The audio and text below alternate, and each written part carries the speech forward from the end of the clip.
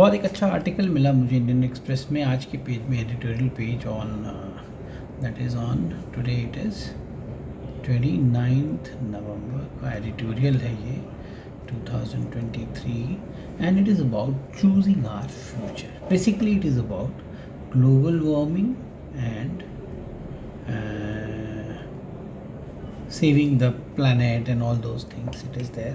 बहुत important article इसलिए है कि आप को इस चीज़ को समझने की ज़रूरत है कि आफ्टर ऑल ग्लोबल वार्मिंग है क्या and what are the things that are happening. So who is the writer? Writer is Lavanya Rajamani and Lavanya Rajamani is a professor at and international environment professor of international environment law at Oxford. So obviously this person is well learned and इनकी बातों का हमें ख्याल रखना. तो what she is talking about is कि there is COP28 is opening tomorrow. That is on tomorrow. It means it is opening on 30th of November if that is correct. COP28 क्या है? COP28 is Confederation of Parties to UNFCCC. UNFCCC क्या है? United Nations Framework Convention on Climate Change. So United Nations has a framework convention on climate change, and on that confederation of parties is happening, or you can say conference of parties it is happening. It is called COP28 and COP28 is happening in Dubai tomorrow. So what are the main agendas in COP28? I will discuss that with you, and I request all of you to read this article thoroughly, understand it, go back to Wikipedia, go back to Google, ask question and get this entire concept of global warming fitted in your mind thoroughly.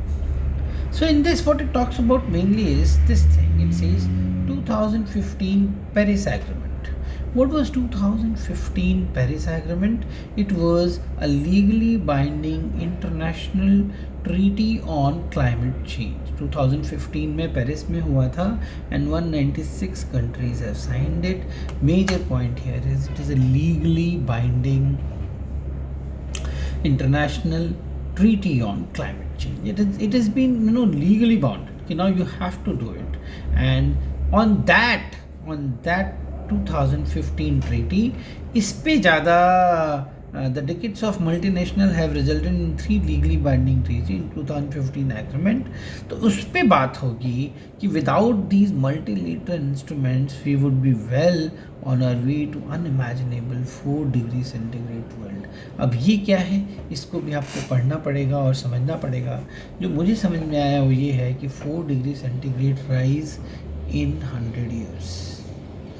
और इसका क्या है, 2015 का क्या है, to limiting the average global temperature rise to 2.9 degree Celsius. A far cry from 1.5 degree जो Paris में agree हुआ था कि हमें 1.5 डिग्री सेल्सियस से ज़्यादा नहीं बढ़ने देना है, परंतु ऐसा लग रहा है कि अगर ये काम नहीं होगा तो हम लोग 4 डिग्री लिमिट को पार कर जाएंगे, which is going to be very dangerous. आप पहले समझिए ग्लोबल वार्मिंग का मोटा मोटा मैं आपको समझाता हूँ क्या है. देखिए यहाँ पे बहुत सारे आइसबर्ग्स हैं, ठीक है, ये समुद्र है, समुद्र में बहुत सारा आइस कैप्स है, बहुत सारा. आप उधर जाएंगे नॉर्थ में तो बहुत सारे आइसबर्ग्स हैं.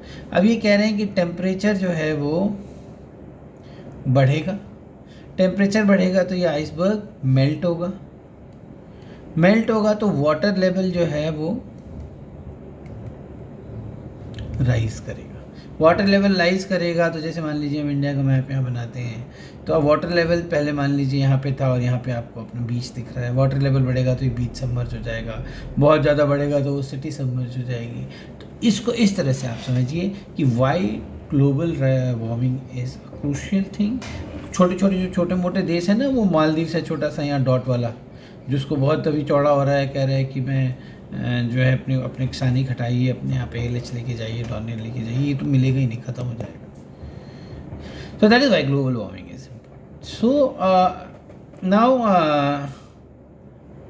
now the point of the matter here, it says a very important point.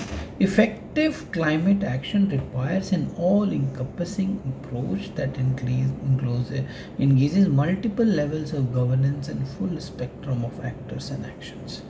ये बातें बहुत हो गई, अब काम करना पड़ेगा और काम जो कह रहे हैं ये हो नहीं रहा है. So United Nations climate negotiation therefore focus on doing what they can do best, play a norm setting role.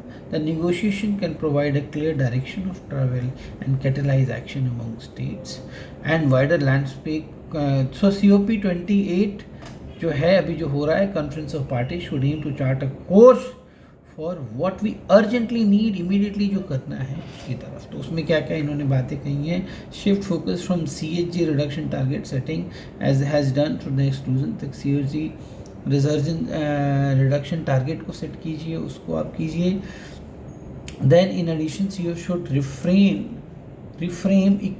equity and fairness between and within the state as an enabler of ambition rather than as a consultant. तो enabler of ambition करने का मतलब क्या है कि आप enable कीजिए, खाली है ना कंसल्टेंट मत बनिए कि ये करो और वो करो, इनेबल करवाइए।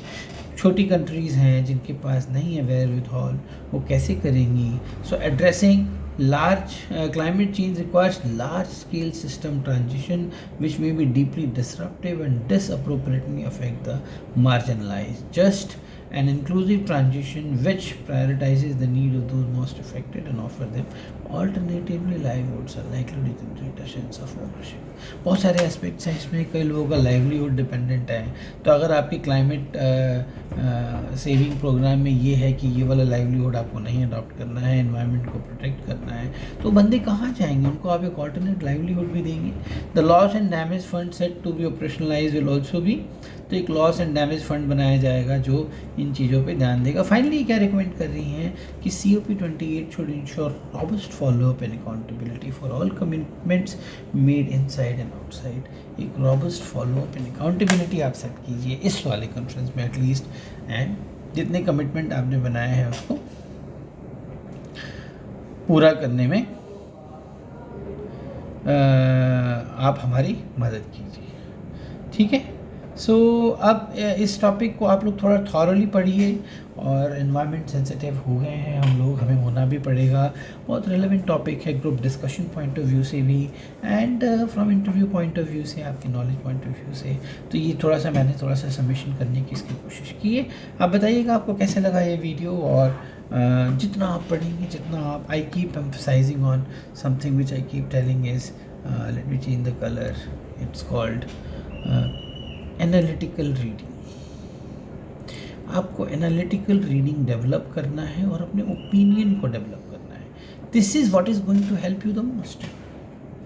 आप जब तक एनालिटिकली नहीं पढ़ेंगे, और जब तक आप, what I keep saying is opinionated personality, you should be a opinionated personality.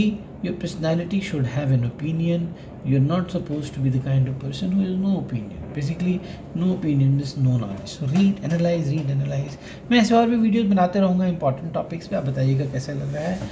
Your feedback will mean a lot to me. Thank you. जय हिंद।